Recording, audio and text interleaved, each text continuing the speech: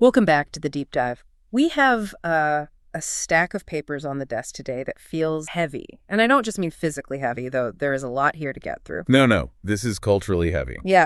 It is the kind of weight that, it comes when you combine childhood nostalgia, billion-dollar corporate stake, and probably the fiercest culture war of the last decade. It's all wrapped up in this one story. We are talking about the single biggest intellectual property in modern fiction. We are talking about Harry Potter, but, and this is the important part, we aren't talking about the books you bought at midnight release parties in the 90s. Right, or even the Daniel Radcliffe movies from the 2000s. This is something new. This is something new and potentially very different. We are talking about the massive HBO TV adaptation. The Boy Who Lived. Yeah. Or maybe more accurately for 2026, the franchise that refuses to die. Exactly. I mean, this is the project that Warner Bros. And HBO or Max or whatever we're calling the platform this week. It changes every week? It really does. But they have bet the farm on. They have promised a faithful adaptation. They have promised a decade-long commitment.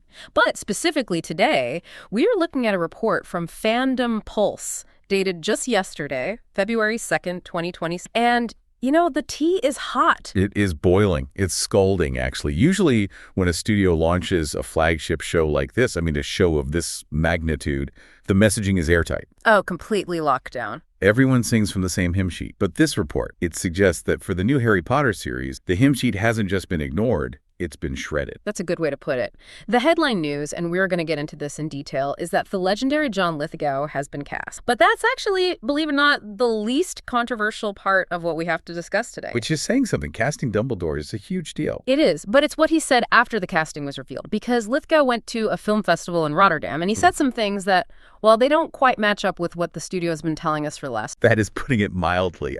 What we have here is a fascinating, almost public disconnect. On one side, you have the studio, HBO, promising a faithful adaptation and swearing up and down that J.K. Rowling is involved. A key part of the project. A key part. And then on the other side, you have the lead actor, the new Dumbledore himself, telling the press that Rowling is not really involved at all and hinting at significant changes to the material. It's a mess of mixed messages, and that is our mission today. We are going to unpack this report from Fandom Pulse. We are going to look at exactly what John Lithgow said, word for word, because the phrasing is so important here. It's everything. We are going to look at the timeline of statements from HBO and J.K. Rowling, and we are going to try to figure out, is this a faithful adaptation or is it a re-adaptation? Maybe one that's designed to, fix the author's legacy. And honestly, the biggest question of all for me is, why does the guy playing Dumbledore think the creator of the entire universe isn't in the building? That is the mystery. Yeah. Okay, let's set the stage. First things first, John Lithgow, Albus Dumbledore. It's a casting choice that brings immediate gravitas. Lithgow is an industry titan. He's done everything. He can be terrifying. He can be hilarious. He can be warm. He has that twinkle in his eye. Right, you can see it. But he also has that towering presence. It makes sense on paper, but the setting for these comments where he's settled, really, really important. The source notes that he was speaking at the International Film Festival, Rotterdam. Correct. And context is key here. Right. You have to understand the room he was in, the vibe. He wasn't at a Harry Potter fan convention. No. He wasn't at a Comic-Con in San Diego surrounded by people waving wands and wearing Gryffindor scarves. He was at a prestigious art house, very European film festival. Right. And he wasn't even there initially to talk about wizards or Hogwarts. He was there promoting a specific film called Jim. And the source material Fandom Pulse describes Jimpa in a very specific, I would say loaded way. They call it a gay propaganda film. That is the specific terminology in the text, gay propaganda. Now, in the context of film criticism or, festivals, and especially considering the source's reporting style, propaganda here suggests art that is explicitly message-driven. It's not a neutral. Not at all. Yeah. It means the film advocates for a cause. It's a film that deals with themes of sexuality and identity in a very direct, very political way. It's not hiding its agenda. So let's picture the headspace Lithgow is. He is in Rotterdam. He's surrounded by what you'd call progressive cinema, promoting a film that is, by this account, advocating for LGBTQ plus rights. He is in activist artist mode. Exactly. He is immersed in a cultural environment that values inclusivity, social commentary, that kind of thing. And in that specific environment, a reporter hands him a microphone and asks about joining the Harry Potter franchise, a franchise created by J.K. Rowling. And we can't pretend we don't know why that's tense. The source report highlights the polarization immediately. It's right there in the second paragraph. It does. It mentioned that J.K. Rowling has become a lightning rod. The report notes that her views have been labeled transphobic by critics, and that's a label Lithgow himself references in the interview. Which is important. Very important. While the reporter from Fandom Pulse uses the term gender ideology to describe the subject matter. So you have these two competing frames right from the start. It's the elephant in the room. You can't hire someone like Lithgow in 2026, someone who operates in these artistic circles, who is at that kind of festival, and expect him not to have an opinion on this. And he admits it wasn't an easy yes, right? Not at all. He explicitly called it a hard decision, his words. And then he says, "It made me very uncomfortable and unhappy that people were actively insisting that I walk away from this job." Actively, let's just pause on that, and that's strong language. It really is. It implies he wasn't just reading mean comments on the internet, on Twitter or whatever. Well, it implies he was getting pressure, maybe from friends, maybe from colleagues, maybe from his own agent, maybe from the industry itself, to boycott the role. It paints a picture of phone call, of serious conversations happening behind the scenes. We are in an era where actors are increasingly expected to align their career choices with the moral or political consensus of their fan base, or at least of their peer group. Mm-hmm. It's not just about, is the script good anymore? It's about, is this project problematic? And John Lithgow, a respected veteran actor, is feeling that heat. He says it upsets him when people are vehemently opposed to him having anything to do with it. Vehemently. Another really strong word choice. He's not saying they were just disappointed. He's saying they were passionate, maybe even angry. That's a heavy burden to carry into a new job. I mean, think about it. He's supposed to be playing this whimsical, wise, magical wizard, but in the back of his mind, he's worrying about the political fallout of even showing up to set. It's a lot. Yeah. But clearly, he didn't walk away. He took the job. He's Dumbledore. He put on the beard. So how does he justify it? To himself, to the reporter, to the people who were actively insisting he quit? This is where it gets really interesting from a psychological standpoint. He gets into the separation of art and artist argument, but he does it in a really clever way. He essentially reclaims the art for his own side. He does. He champions the work itself. Right. He doesn't just say, I need a paycheck, or it's a great role. He says,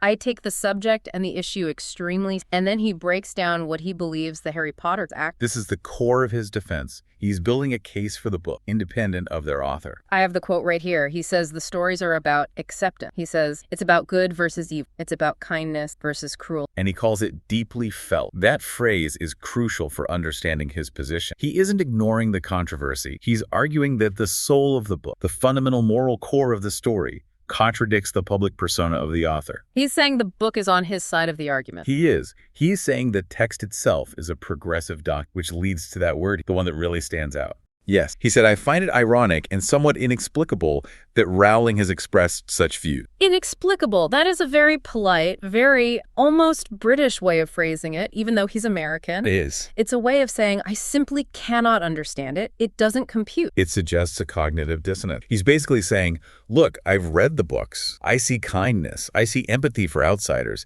I see no trace of transphobic sensibility. And that is a direct quote from Lithgow. Absolutely no trace of transphobic sensibility. So to him, the author's comments on social media, her essays, all of that, it feels like it's coming from a completely different person than the one who wrote the text that he loves. Precisely. And you have to understand, an actor has to find the truth in the script. They have to believe in the world they're inhabiting. If John Lithgow believed the books themselves were hateful, or that Dumbledore was a character rooted in bigotry, he couldn't play the role. I mean, a man of his principles at this stage in his career, he just couldn't do it. So he has to build this mental wall. He has to. The books are good. The books are about acceptance. And the author's external comments are just inexplicable, an anomaly. That is such a fascinating psychological place for an actor to be. He has to separate the creator from the creation just to survive the production, to justify his participation. It's a survival strategy. Yeah. But here's where it gets tricky and where his comments start to have massive implications for the show itself. Usually when you adapt a book, especially one this famous, the author is the North Star. Of course. You want to capture their vision. But Lithgow seems to be suggesting, maybe even celebrating, that the vision of the show is distinctly not Rowling's vision, or at least not her current vision. This is the pivot point of the interview. This is where we go from his personal feelings to the actual creative direction of the series. And this is where the fans, you know, the ones who cherish the books, might start to get a little sweaty palms because Lithgow starts praising the creative team. But listen to how he does it. He says, the people who are readapting Harry Potter are remarkable. Readapt, that prefix, that little re, is doing a lot of heavy lifting in that sentence. A ton of lifting. adapting. I mean, usually implies doing it again, sure. The movies are an adaptation. This is a readaptation, fine. But in this context, after everything he just said about the controversy, does it imply fixing? Does it imply overhaul? It's ambiguous, Yeah. but look at the context. Yeah. Look at what he says immediately after that. He follows that up by saying, Dumbledore is a beautiful role. There's so much more to it than I even realized, mainly because of these people who are creating the series. More to it than I even realized. Okay, let's unpack that. John Lithgow is a smart guy. He's a Harvard graduate. He's a serious artist. We have to assume he's read the books to prepare for the role of Dumbledore. You'd have to assume so. So if there is more to it, where is that more coming from? That is the million-dollar question, isn't it? Oh. Is it coming from the books themselves? Because, to be fair, the original movies cut a lot of Dumbledore's backstory. They really did. They did. We didn't get the full tragedy of his sister, Ariana. Not really. Not in detail. We didn't get the full nuance of his youthful relationship with Grindelwald in the original film. A lot of the complexity of his character, his moral ambiguity, was sanded down for the movies. So maybe he just means, hey, we have 8 years of TV time, so we can finally include the stuff from book 7 that got cut for time. The King's Cross chapter, the whole backstory. That is the charitable interpretation. That is the interpretation that the book purists will cling to. And he does mention it is an 8-year-long TV series. That luxury of time absolutely allows for depth that a 2.5-hour movie just can't. But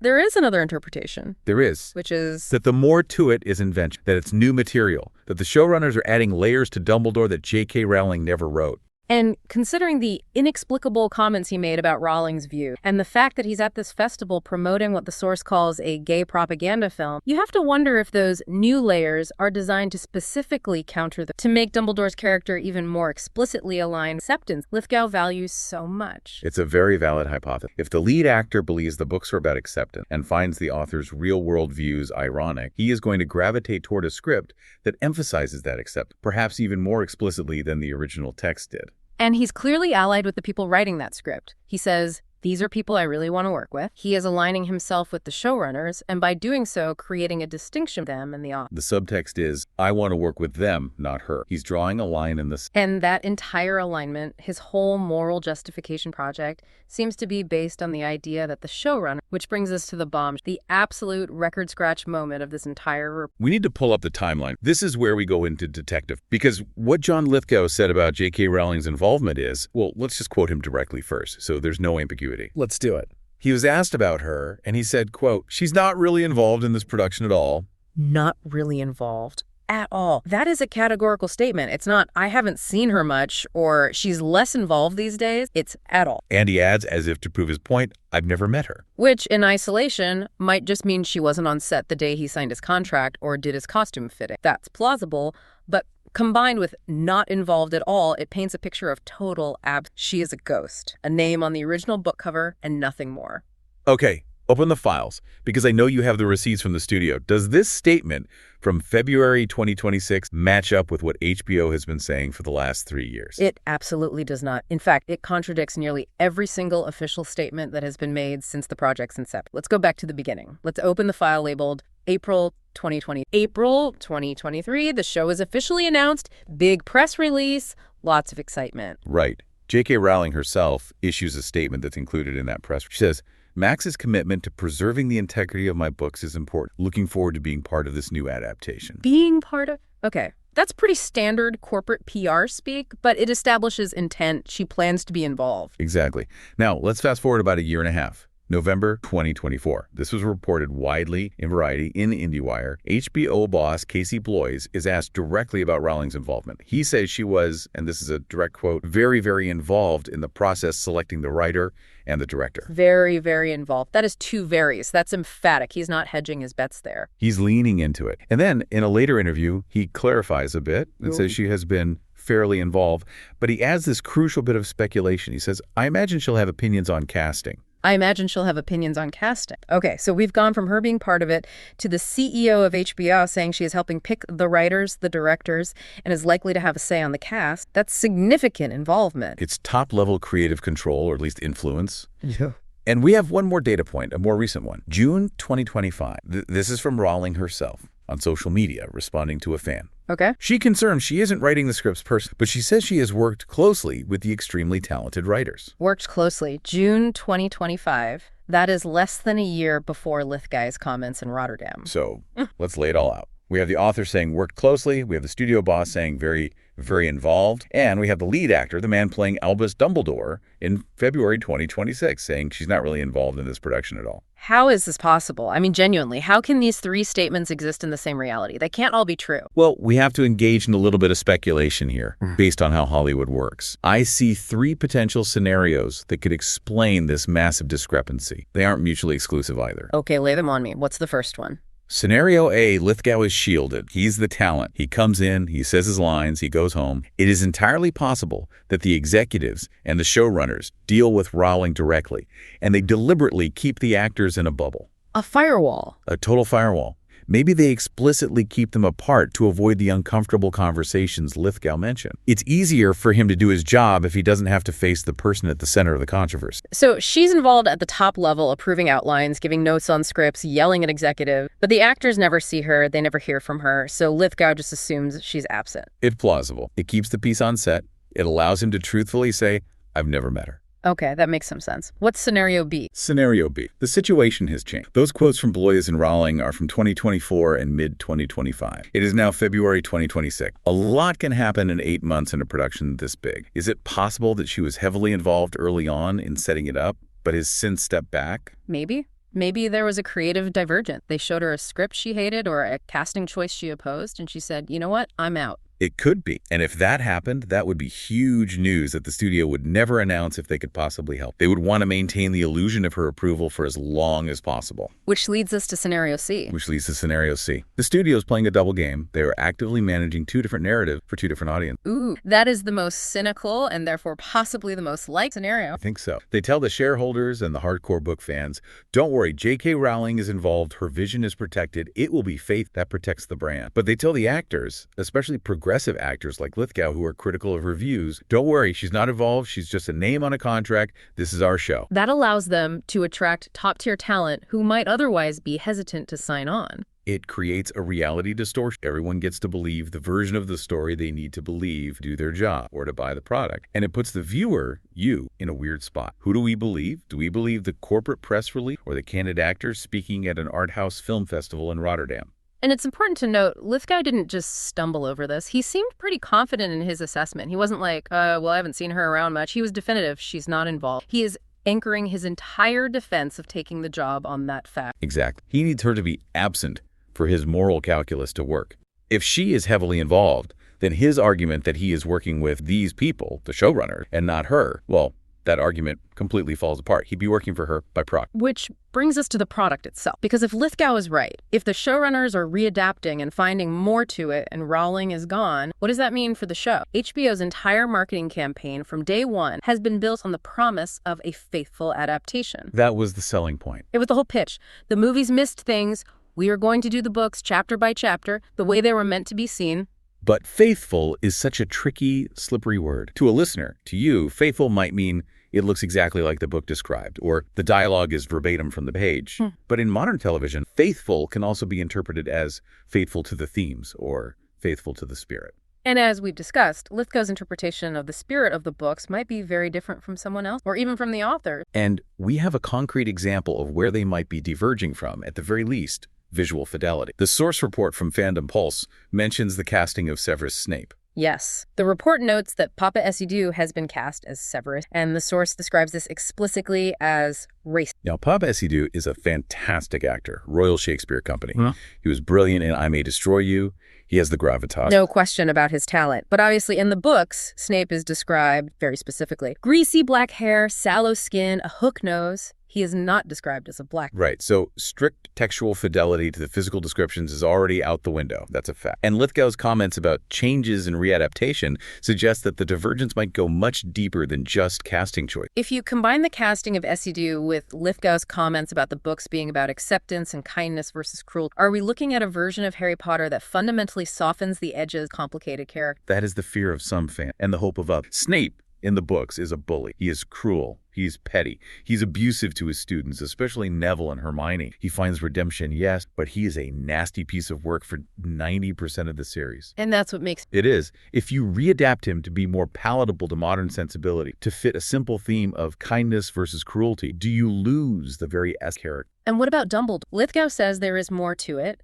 Dumbledore in the books is a master manipulator. He raises Harry, in Snape's own word, pig for slaughter. That is a dark, complex, morally gray arc. Does Lithgow's version, a version he's building with the team focused on kindness, lean away from that Machiavellian side of the character? It raises the most fundamental question about this entire project. Are they adapting the book J.K. Rowling actually wrote, or are they adapting the book they wish she had written? Oof, the book they wish she had written. That cuts deep, but it aligns perfectly with Lithgow's ironic comment. He loves the world, but he can't understand the author. So maybe the show is an attempt to save the world from the author, to reclaim it. And we have to consider the sheer scale of this project, which he brings up. 8 years. Lithgow mentions it specifically. An 8-year-long TV series. That is a marriage. That is not a gig. That's a huge commitment. It is. And think about the logistics. Lithgow is, well, he is not a young man, committing to an 8-year arc as Dumbledore. That forces the storytelling to be planned out well in advance. Unlike the movies where they were sort of catching up to the books as they were being released. Right, they didn't know the ending for a long time. They didn't know the ending. This team knows everything. They know Dumbledore dies in book 6. They know the Snape twist.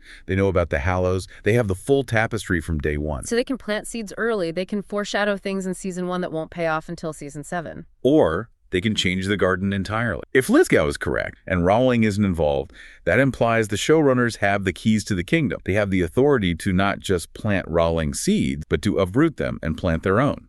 This brings us to the bigger picture here. Yeah. We're looking at this whole thing through the lens of one article, but it represents a massive cultural moment. We have a beloved IP, we have an incredibly controversial creator, and we have all these actors caught in the crossfire. It's the definition of a rock in a hard place. And you can hear the strain in Lithgow's voice just from reading the quotes. He says it upsets him. He says it made him uncomfortable and unhappy. This isn't just PR skin. This is a human being grappling with the fact that taking a dream role, I mean, who wouldn't want to play Dumbledore? Yeah, comes with this massive, unavoidable asterisk attached. And the Fandom Pulse report, to its credit, doesn't shy away from the politics. They highlight the polarization from every angle. They mention Lithgow's film Jinpa being called propaganda by the source. They mention Rowling's views being labeled transphobic by critics, which, again, Lithgow himself referenced, but framed as gender ideology by the reporter. Right. And as impartial observers here, our job isn't to validate one side or the other. Our job is to observe the battle. And Harry Potter, in 2026,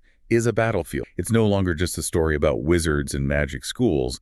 It's a proxy war for these enormous cultural debates. And the actors are the infantry. They are the ones on the front lines who have to go out and do the press junkets. They are the ones who have to sit in a chair in Rotterdam and answer questions about the author's tweets from 5 years ago. And John Lithgow has chosen his strategy. His strategy is deny the author's presence, focus on the showrunners, focus on the kindness in the text. It's a survival strategy as much as it is an artistic one. But will it hold up? That's the thing that I keep coming back to.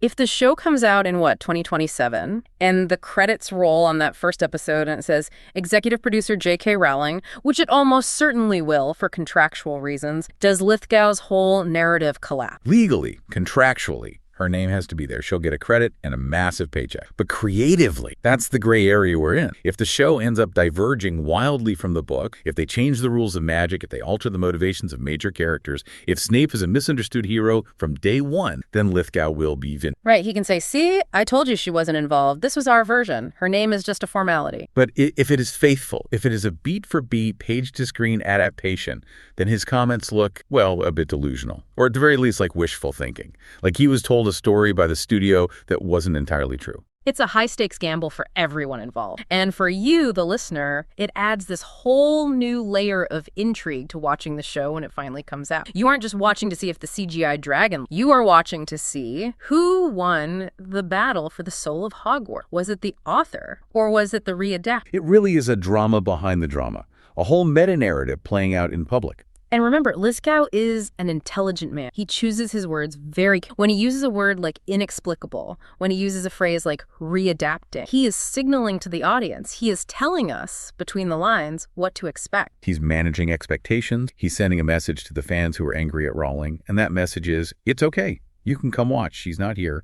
This space is safe. And he's also telling the fans who love the books, don't worry, we're not throwing it all out. We found even more in it. It's deeper now. He is trying to bridge a chasm that, frankly, might be unbridgeable at this point. It's a bold strategy. Let's see if it pays off for him. Okay, so let's try and boil this all down. Let's recap what we've learned. Deep dive into the fan. Okay, point 1. John Lithgow is Dumbledore. He is committed to the role, but he clearly struggles with the controversy surrounding J.K. Rowling. He resolves this for himself by focusing on what he sees as the book's pure themes of kindness and viewing the author's current views as ironic and completely separate from the work. Right. Point 2. We have a massive, undeniable discrepancy in the public narrative of J.K. Rowling. Lithgow says she is not really involved at all. The studio and Rowling herself in the past have said she is very involved or working. Someone is either mistaken, out of the loop, or is actively spinning. And that leads to point 3.